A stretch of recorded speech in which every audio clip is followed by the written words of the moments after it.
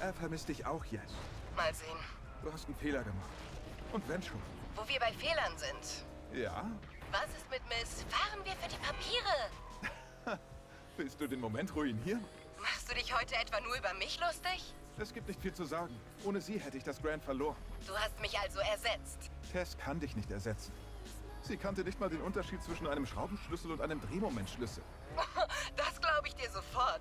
Sie kennt allerdings den Unterschied zwischen Süßkartoffeln und Yamswurzeln. Da gibt's einen Unterschied? Du hast keine Idee, was sie vorhatte? Ich hatte so meine Zweifel. Aber mir ging es vor allem darum, dich zu schlagen. Das habe ich wohl verdient.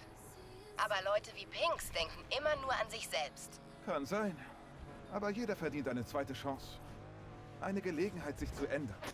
Okay, okay. Ich verstehe die Ironie. Ich kann es kaum erwarten, die Werkstatt zu sehen. Musste gerade dran denken, wie Rydell mich immer rief, wenn er Rory nicht finden konnte. Witzig. Hab gehört, wie er letzte Woche mit Rory gesprochen hat. Was hat er gesagt? Wieso finde ich dich mittlerweile immer da, wo ich dich hingelegt habe? Ich habe ihm gesagt, dass du Rory immer versteckt hast, um ihn zu ärgern. Weißt du, vielleicht sollte ich umdrehen. Yes. Wehe, du verschwindest mit noch einem meiner Wagen. Kann dir nichts versprechen. Weißt du noch, wie alles anfing? Ja, natürlich. Nur ein paar Spinner, die nichts zu verlieren hatten. Wir dachten, wir könnten einfach sofort alles gewinnen. Du dachtest, wir können das. Ich war da ziemlich realistisch. Mag sein. Aber ich kann das mit der Brücke immer noch nicht glauben. Das hätte unser Ende sein können. Aber der Nervenkitzel, der war schon was. Dafür leben wir. Wir haben Benzin im Blut. Genau das meine ich. Aber ja, das ist gerade erst der Anfang. So ist es. Außerdem fehlt in der Werkstatt einfach etwas. Was? Die Jasmine-Magie.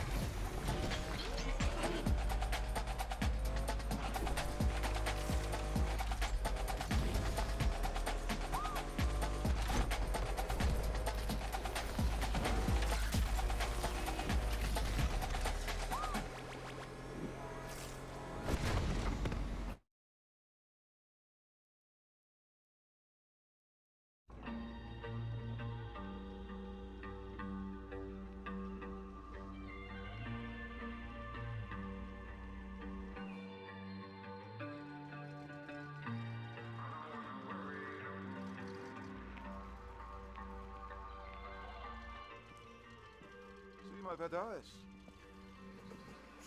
Sie klingt umwerfend. Und riecht auch richtig gut. Rydell, Der Kompressor ist hin. Der Kerl wollte ihn selbst reparieren. Und ich hab's ihm noch gesagt. Das muss alles wieder rückgängig gemacht werden. Er hätte auf dich hören sollen. Was für eine Scheiße. Wie läuft's in den Heights? Völlig überbewertet. Hast du denn schon an den Turbo gedacht? Seit wann hältst du dich denn an irgendwelche Anleitungen? Naja, Dachte, ich fange jetzt damit an.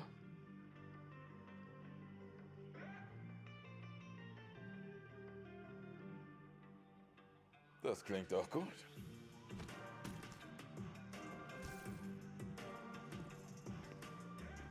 Lakeshore, nimm dich in Acht.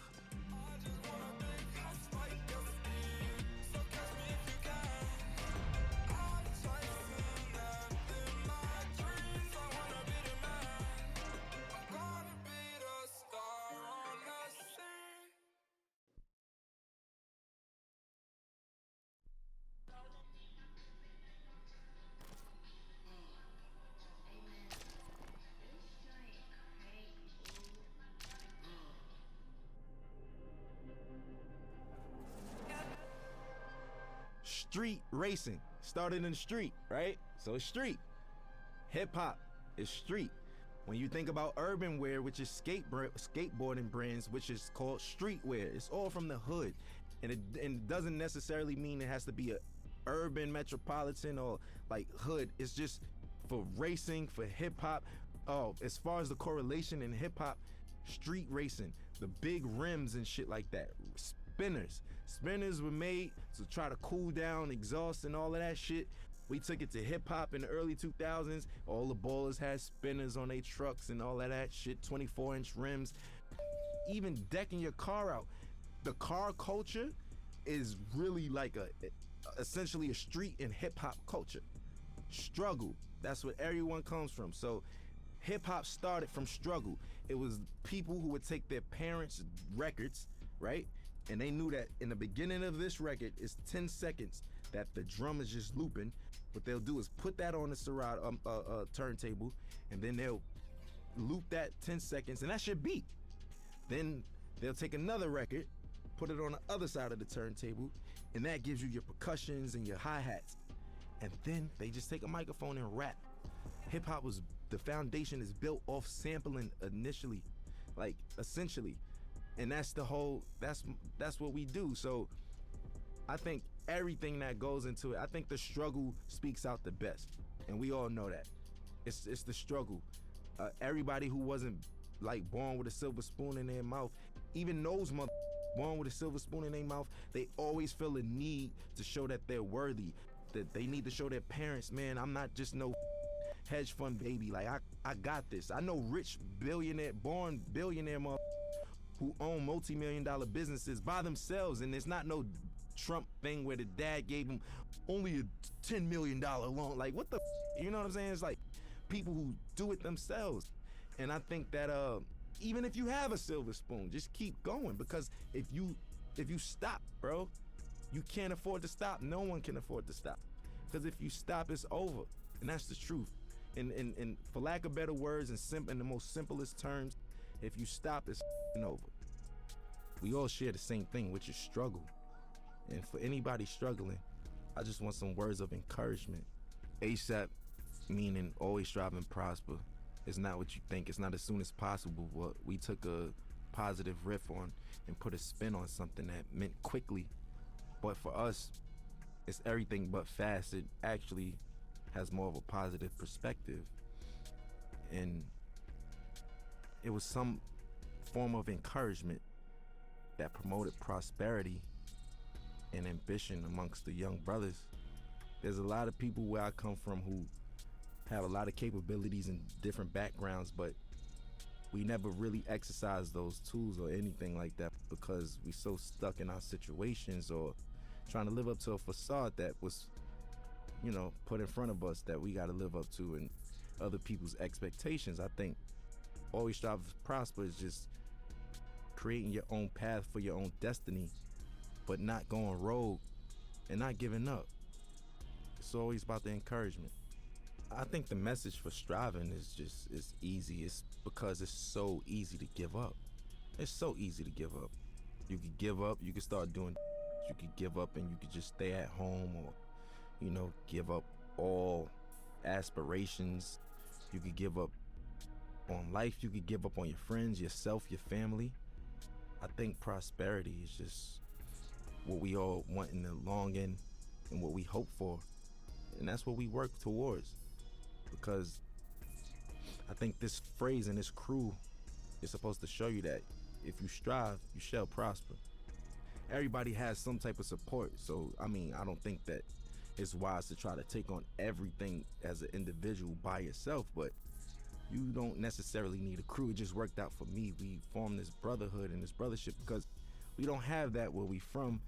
You know, every time there's always an organization of guys from the urban community getting together, we labeled as a gang or some type of terrorist party or something like that. You know, we just wanted to do something positive.